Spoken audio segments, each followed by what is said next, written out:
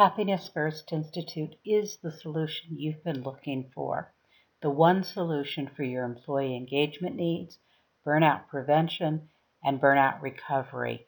And we can also enhance the ROI you receive on your wellness program while we address your employee engagement, burnout prevention, and recovery needs, because the root cause of all of them is the same.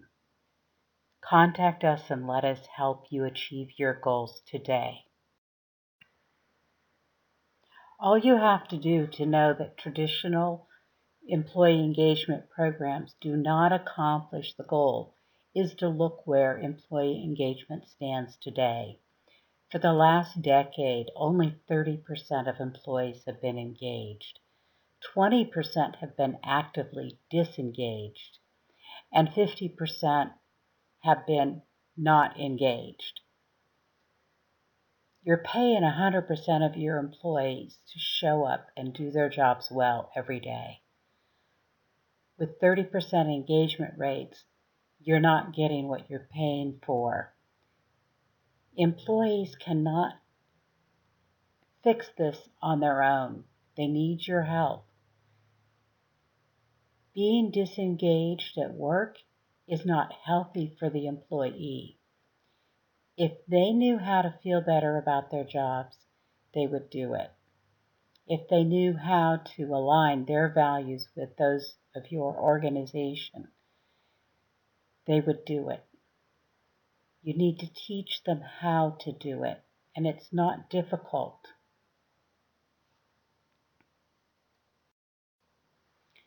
This continuum shows you the relationship between a number of factors. On the far left, you have highly engaged employees. This is what you want in your business. These employees behave a lot like the owner of a business. They look for opportunities to improve the processes. They provide fantastic customer service. They take ownership.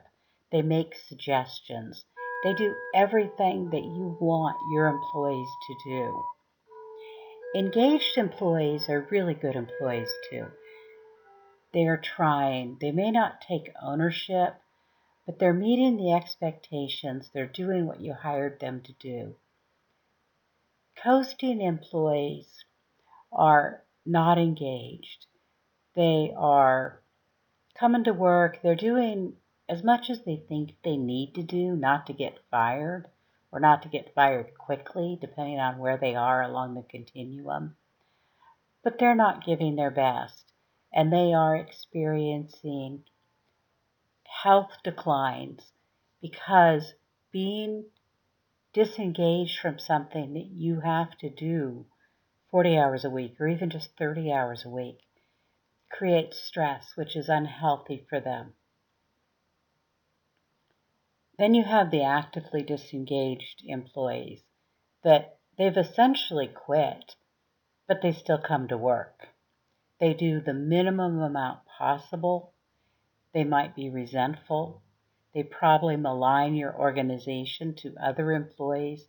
And when they're outside of work, they malign it to customers. They might even malign it to customers while they're at work. They might be, depending on their own personal moral code, they might be doing unethical things. They might be stealing.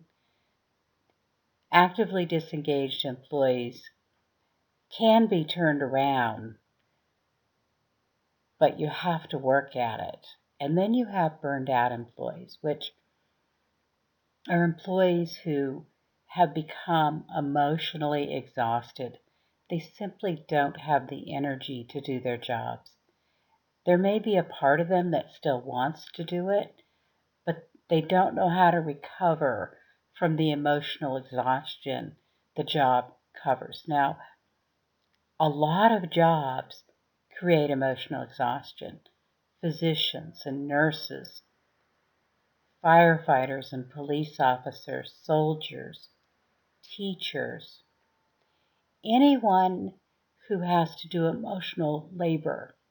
What is emotional labor? Emotional labor is pretending to be happy and cheerful when you're not. So customer-facing roles where you have to be happy, where you have to put on that fake front and that require you to be inauthentic and show that happy, chipper self, even when you're not feeling it, are emotionally exhausting. The the scientific word is they have they require emotional labor. Even call center employees that get on the phone and you get the calls from the people that they're unnaturally upbeat. Well, that's taking a toll, an emotional toll on those employees. Burnout has significant health issues associated with it. It often leads to turnover. It can lead to disability, both for mental and physical illnesses. And sadly, in some cases, people who are burned out become suicidal. And if you're experiencing thoughts of suicide, please go to your emergency room or call your emergency number, such as 911 in the United States, immediately. There are people who want to help you. I say that because when you talk about suicide in any sort of online presence or in the media, you should always provide information. You never know who's going to end up on your site hearing your information when they need help.